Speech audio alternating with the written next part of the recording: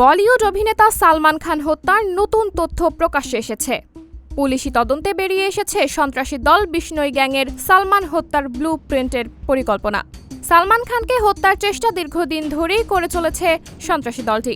সর্বশেষ চলতি বছরের 14 এপ্রিল নায়কের বাড়িতে অজ্ঞাত দুই ব্যক্তি হামলা চালায়। প্রকাশ্যে 4 রাউন্ড গুলি ছোড়েন তারা। এ ঘটনায় প্রত্যক্ষ জড়িত 2 আসামিকে গ্রেফতার করা হয়। গ্রেফতারের কিছুদিন পর এক আসামি আত্মহত্যা করেন।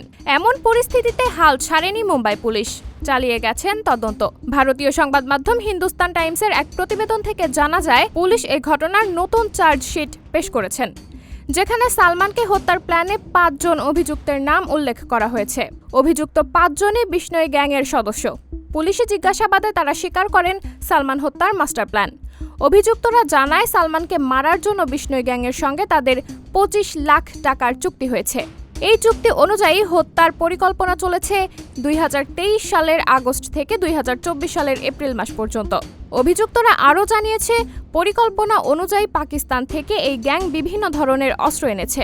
AK-47, AK-92, M16 রাইফেল, তুরস্কের বিখ্যাত জিগানা পিস্তলও আনার পরিকল্পনা রয়েছে তাদের।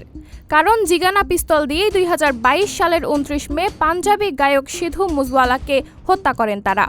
চার্জশিটে আরও উল্লেখ করা হয়েছে বেশ কিছু চাঞ্চল্যকর তথ্য। বিষ্ণই গ্যাংয়ের 60 থেকে 70 জন সর্বক্ষণ নজরে রাখেন সালমানকে।